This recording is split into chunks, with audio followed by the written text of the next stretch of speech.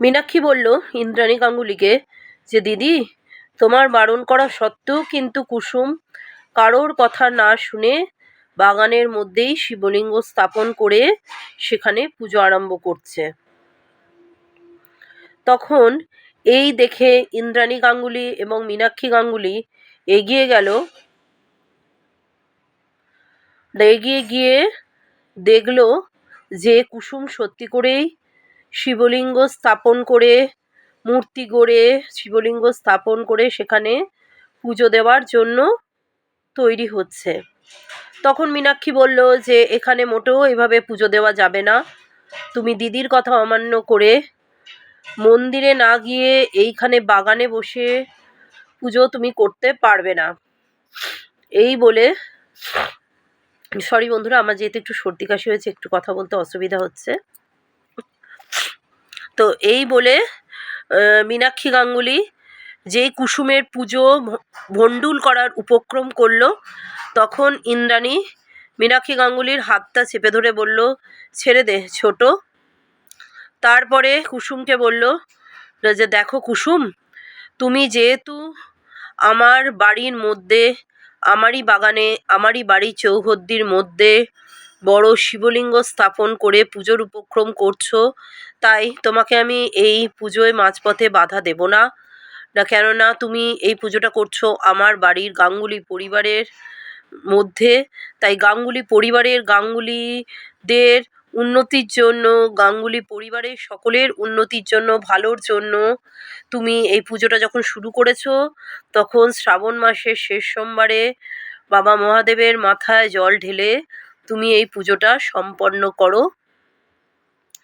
কিন্তু বাবা মহাদেব, আপনি জানেন যে কুসুমকে কখনোই আমি আমার বাড়ির পুত্রবধূর মর্যাদা দিতে পারবো না। এই কথা বলে ইন্দ্রাণী গাঙ্গুলি সেখান থেকে চলে গেল।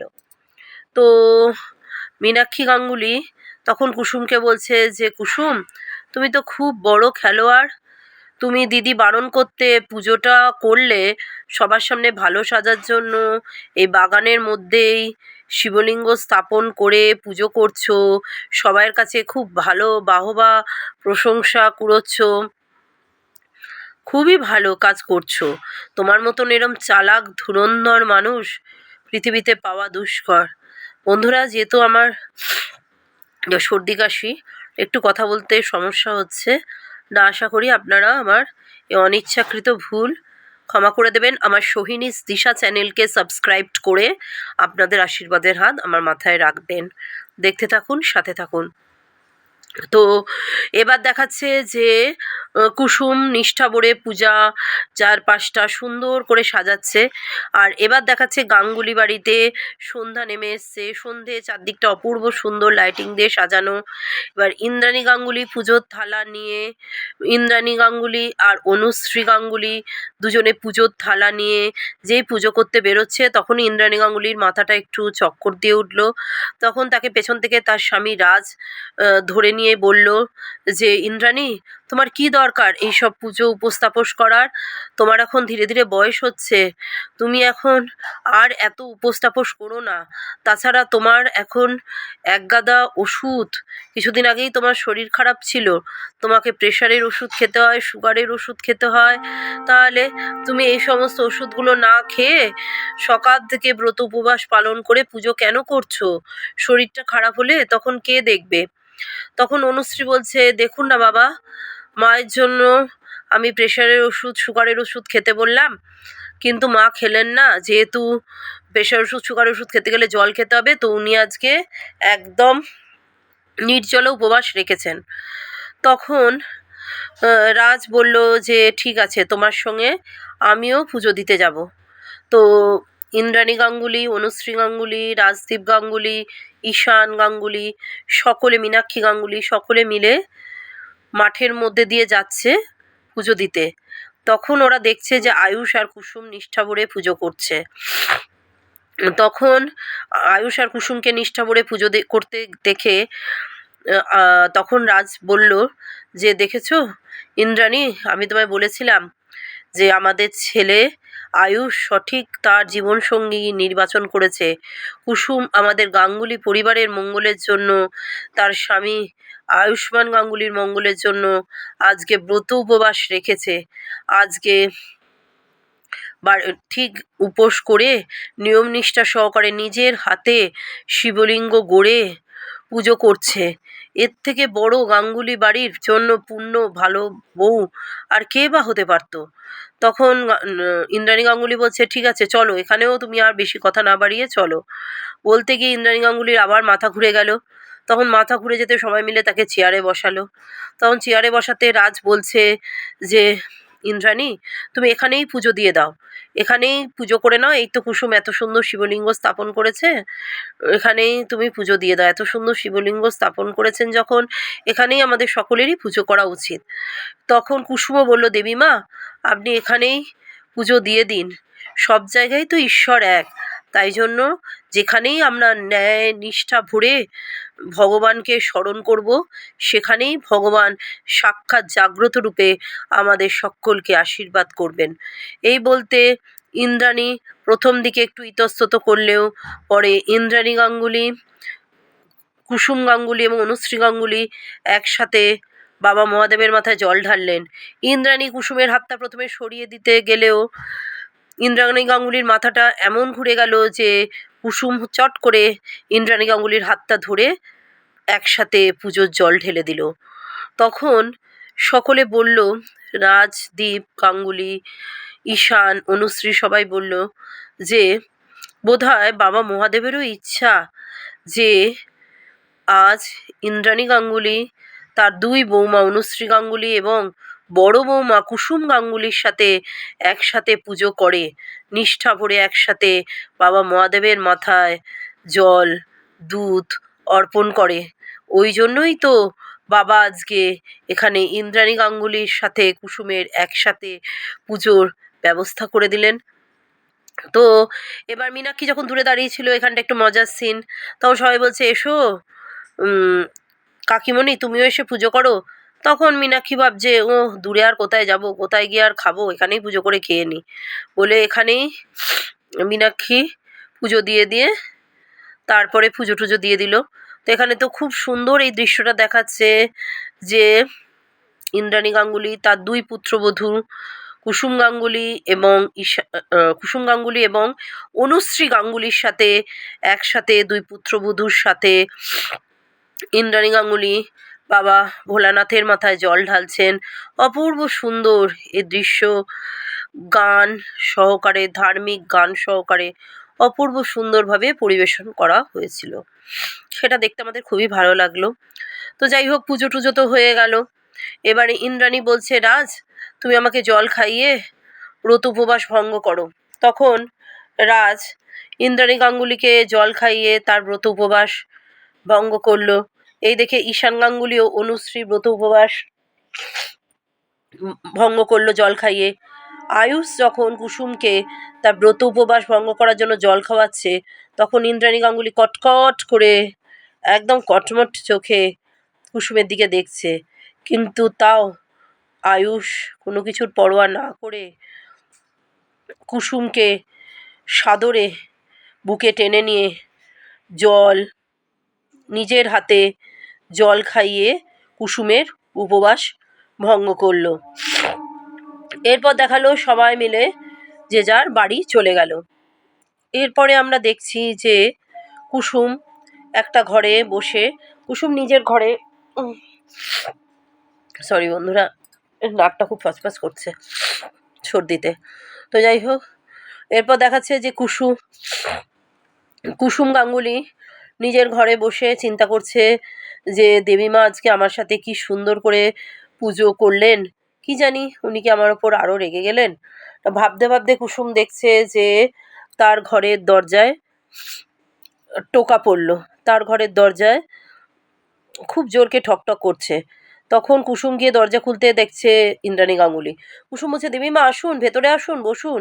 তখন ইন্দ্রাণী গাঙ্গুলি বলছে, আমি এখানে বসতে আসিনি, তোমাকে কতগুলো জিনিস দিতে এসেছি বলে এক থালা মণি মুক্ত হিরে গয়না টাকা পয়সা কুসুমের হাতে দিয়ে বলছে, দেখো তুমি আমার ছেলেকে তুমি এই গাঙ্গুলি পরিবার থেকে সারা জীবনের মতন দূরে চলে যাবে। তাই জন্যই তোমাকে উপহারগুলো দিলাম, যাতে তুমি তো টাকার জন্য আমার ছেলেকে বিয়ে করেছো, যাতে তোমার কোনো দিন টাকার অসুবিধে না হয়। তুমি তো আমার ছেলেকে আমার থেকে দূরে করে দিয়েছো। তো তোমার কিন্তু কালকেই শেষ দিন। তুমি কিন্তু কথা দিয়েছো যে আয়ুষকে তুমি আমার কাছে ফিরিয়ে দেবে। তখন কুসুম বলছে, হ্যাঁ দেবীমা, আমি আমার কথা রাখবো। আমি কালকের মধ্যেই আয়ুষ স্যারকে আপনার কাছে ফিরিয়ে দিয়ে চলে যাব। তবে তার আগে আমি একটা প্রশ্ন আপনাকে করি। আপনি কি আজকে দুঃখ পেয়েছেন আমি জোর করে আপনাকে আজকে আমার সাথে এখানে পুজো করালাম? আসলে আমি আপনার শরীরের কথা ভেবেই আপনাকে এখানে পুজো করতে বললাম। তখন ইন্দ্রাণী গাঙ্গুলি বলছে যে এটা দেখে আমার তোমার প্রতি আগের স্মৃতিগুলো মনে পড়ে গেল। তুমি যেভাবে তোমার মালকিনের যত্ন করতে, তুমি আমার শরীরের কথা ভেবে ভালোর জন্যই এখানে পুজো করেছো, তার জন্য আমার কোনো রাগ নেই। কিন্তু বাস এইটুকুই, তুমি কখনোই আমার ছেলের বউ হবার চেষ্টা করো না। তোমাকে আমি এই যে টাকা পয়সা গয়না এনেছি, তুমি এগুলো নিয়ে যত শীঘ্রই পারো আমার ছেলে আয়ুষের জীবন থেকে চলে যাও। তখন কুসুম বলছে, হ্যাঁ দেবীমা, আমি তো চেষ্টা করছি। আর তাছাড়া উনি প্রতিদিনই আমাকে বলছেন যে আমি এত বদলে যাচ্ছি, আমার ব্যবহার এইরকম হয়ে যাচ্ছে। হ্যাঁ, আমি এত ওনাকে কষ্ট দিচ্ছি, উনিও খুব কষ্টে আছেন দেবীমা। আর উনি যত কষ্টে আছেন উনি আমার থেকে দূর, আর দেবীমা আপনার কাছে চলে আসছেন, আপনার ছেলে আপনার কাছে ফিরে আসছেন। তখন ইন্দ্রাণী গাঙ্গুলি বলছে, ও তুমি কি দয়া করছো? আমার ছেলেকে আমার কাছে ফিরিয়ে দিয়ে তুমি দয়া করছো? তুমি তো ওকে এমনিতেই তোমার স্ট্যান্ডার্ডে নামিয়ে নিয়ে এসেছিলে। ওর কথাবার্তা, চাল চলন কোনো কিছুই তো আর আভিজাত্যপূর্ণ নেই। ও তো একদম সার্ভেন্টস কোয়ার্টারে থাকা সার্ভেন্টসদের মতন করেই আচরণ করে। এটা ড্রেস বা বেশভূষা, কথাবার্তা সব। তুমি আমাকে পূর্বে সে একদম আগে তোমার সাথে বিয়ের আগের আয়ুষ্মান গাঙ্গুলিকে আমার কাছে ফিরিয়ে দাও। তখন কুসুম ধীরে ধীরে বলল, দেখুন দেবীমা, প্রকৃতি আর সময়, সময় আর প্রকৃতি কেউ কাউকে বদলাতে পারে না। সময় আর প্রকৃতি ধীরে ধীরে বদলে যায়, তার সাথে সাথে মানুষেরও বদল হয়। তাই ছোট সাহেবের যেটুকু বদল আপনি দেখছেন সেটা হয়তো ওনার এখনকার জীবনের অংশ, কিন্তু আমি কাউকে বদলাতে বলিনি। আর তাছাড়া আপনি আমি ছোট সাহেবকে বিয়ে করে, একজন ছেলে তার স্ত্রীকে বিয়ে করে, আমাদের স্বামী স্ত্রীর মধ্যে সব সময় আমি আপনার সম্পর্ককে গুরুত্ব দিয়েছি। তাই আজও আপনার সম্পর্ককে গুরুত্ব দিয়ে আমি ন্যায়ত আমার স্বামী আয়ুষ্মান গাঙ্গুলির স্ত্রী হওয়া সত্ত্বেও আমি আপনার ছেলে আয়ুষকে আপনার কাছে ফিরিয়ে দিচ্ছি। তো ইন্দ্রাণী গাঙ্গুলিকে বলছে, আপনি শুধু ওনার হাতটা চেপে ধরুন, তবেই উনি আপনার ভালোবাসা দিয়ে ওনাকে আবার আপনার দিকে ফিরিয়ে আনুন। তখন ইন্দ্রাণী গাঙ্গুলি বলছে, তুমি কোনো দয়া করছো না। আবারও বলছি কুসুম, তুমি আমার ছেলেকে আমার কাছে ফিরিয়ে দিয়ে কোনো দয়া করছো না। আর আয়ুষকে আমি তবেই আয়ুষের জীবনে উন্নতি ঘটাবো। আয়ুষের হাতটা তখনই ধরবো, আয়ুষকে তখনই বিজনেসের কাজে, গাঙ্গুলি গ্রুপ অফ বিজনেসের কাজে লাগাবো। সব কিছু আয়ুষের জীবনে উন্নতি ঘটাবো তখনই, যখন কুসুম আয়ুষের হাতটা তুমি ছেড়ে নিরুদ্দেশের পথে চলে যাবে। তখনই আমি আয়ুষের জীবনে উন্নতি ঘটাবো। না হলে আয়ুষের জীবন আমি তছনছ করে দেবো। আর তুমিও কিন্তু কথা দিয়েছো আয়ুষের জীবন থেকে তুমি চলে যাও। আয়ুষকে যদি তুমি ভালোবেসে থাকো, যদি তুমি প্রকৃত আয়ুষের স্ত্রী হিসেবে নিজেকে মনে করো, যদিও আমি তোমাকে আয়ুষের স্ত্রী মনে করি না, তবুও যদি আমার ছেলে তোমার সিঁথি রাঙিয়ে দিয়ে থাকে, তুমি যদি আয়ুষের স্ত্রী হয়ে থাকো, তাহলে আয়ুষের ভালোর জন্য, আয়ুষের জীবনের উন্নতির জন্য তুমি আয়ুষ্মান গাঙ্গুলির জীবন ছেড়ে সারা জীবনের মতন দূরে চলে যাও। আর এ নাও টাকা পয়সা গয়নাগাটি সব কিছু নিয়ে তুমি আয়ুষের জীবন থেকে দূরে চলে যাও। তখন কুসুম সমস্ত ইন্দ্রাণী গাঙ্গুলি একটা জায়গায় সুন্দর থালার মধ্যে চাপা দিয়ে গয়নাগাটি এনেছিল। কুসুম লাল কাপড়ে মোড়া টাকা পয়সার জায়গাটায় সুন্দর করে থালাটা এরমভাবে তুলে গয়নাগাটি সমস্ত দেবীমার চরণে অর্পণ করে বললেন যে, দেবীমা, আমার আপনার কাছ থেকে কিচ্ছু চাই না। আপনার কাছ থেকে আমার শুধু আশীর্বাদ চাই। আমি আপনাকে কথা দিয়েছি, আপনার ছেলে আয়ুষ্মান গাঙ্গুলিকে আমি আপনার কাছে ফিরিয়ে দেব সসম্মানে। শুধু আমি একটাই আপনার কাছে অনুরোধ করছি, আমাকে একটা দিন, কালকের দিনটা শুধু একটা দিন গাঙ্গুলি পরিবারের বউ হিসেবে সকলের সঙ্গে আয়ুষ্মান গাঙ্গুলি, কারণ ছোট সাহেব খুবই কষ্টে আছেন। আপনি ওনাকে আমার সঙ্গে মেনে নিচ্ছেন না বলে ওনারও মনে হচ্ছে যে উনি তো কোনো অন্যায় করেননি। উনি ভালোবেসে একজনকে বিয়ে করেছেন, তার জন্য তার মা তাকে দূরে ঠেলে দিয়েছে। এটাও ওনার কাছে খুব বড় একটা আঘাত। তাই আয়ুষ্মান গাঙ্গুলি যাতে আপনাকে মহান মনে করে আপনার কাছে ফিরে আসে দেবীমা, তাই আমি চাই যে আপনি কালকে আয়ুষ্মান গাঙ্গুলিকে নিয়ে ছোট সাহেব আমাদের সকলকে নিয়ে একটা বাড়িতে পারিবারিক অনুষ্ঠানের আয়োজন করেন। কাল একটা দিন আমি আর ছোট সাহেব সকলকে নিয়ে আমি কুসুম গাঙ্গুলি হিসেবে একটা দিনের জন্য আপনার এবং আয়ুষ স্যারের ছোট সাহেবের পুত্রবধূ হিসেবে গাঙ্গুলি বাড়িতে সসম্মানে মর্যাদা সহকারে শুধুমাত্র একটা দিন কাটাতে চাই, যাতে আমি পরশুদিন চলে যাওয়ার সময় এখান থেকে আমার মনে যেন সুন্দর স্মৃতি থেকে থাকে গাঙ্গুলি বাড়ি সম্পর্কে। আমি তো চলেই যাচ্ছি, আমি এখানে থাকবো, যে আমি শুধু আপনাকে একটাই অনুরোধ করছি, দেবীমা আমাকে এখানে একটা দিন থাকতে দিন, আমাকে এখানে থাকতে দিন। তখন ইন্দ্রাণী গাঙ্গুলি কোনো রকম কথার উত্তর না দিয়ে চলে গেল। কুসুম খুব কাঁদতে লাগলো যে একটা দিন আমি শুধু চেয়েছিলাম যে সকলে মিলে আনন্দ করি, সকলে মিলে এখানে থাকি, আমি সারা জীবন এখানে থাকবো, আপনাকে বলেছি বলুন। তো তারপর দেখাচ্ছে বাড়ি গিয়ে ইন্দ্রাণী গাঙ্গুলি বলছে বিরাট খাওয়া যাওয়ার আয়োজন করো, বিরাট অনুষ্ঠানের আয়োজন করো, কালকে খুব বড় একটা অনুষ্ঠান রয়েছে। তখন মীনাক্ষী সবাই বলছে কাল কি অনুষ্ঠান? তখন বলছে কাল আয়ুষ কুসুম আমরা পরিবারের সবাই মিলে আনন্দ মজা করে একটা দিন কাটাবো। তখন তো সবাই খুব অবাক। মীনাক্ষী গাঙ্গুলি বলছে দিদি তুমি কি পাগল হয়ে গেলে? ওই কাজের লোকটার সঙ্গে তুমি কাজের লোকটাকে তোমার বড় বউ বলে মেনে নিয়ে, আয়ুষের বউ বলে মেনে নিয়ে তুমি কাল সারা দিন তোমার বড় বউ এবং বড় ছেলের সঙ্গে সবার সঙ্গে আনন্দ করে কাটাবে? তোমার মাথাটা খারাপ হয়ে গেল নাকি? তখন এদিকে ঈশান, রাজ, কাকাই, ইন্দ্রাণী গাঙ্গুলি, রাজদীপ গাঙ্গুলি, অনুশ্রী গাঙ্গুলি, ঈশান, কাকাই সবাই খুব খুশি যে কালকে একটা বিরাট অনুষ্ঠানের আয়োজন হচ্ছে। ইন্দ্রাণী লোককে কিছু বুঝতে দিচ্ছে না। ইন্দ্রাণী বলছে যে ঠিক আছে, কালকে আমি একটা বড় অনুষ্ঠানের আয়োজন করে আমি আমার ছেলে এবং বড় ছেলের বউকে বাড়িতে বরণ করে নেব। একটা দিন আমরা সকলে খুব আনন্দ হৈহুল্য করে দিনটা অতিবাহিত করব। বন্ধুরা এই হলো আমার কুসুমের লেটেস্ট আপডেট। কুসুমের আরও আপডেট পেতে আমার সৈনিক দিশা চ্যানেলকে সাবস্ক্রাইব করুন। ধন্যবাদ।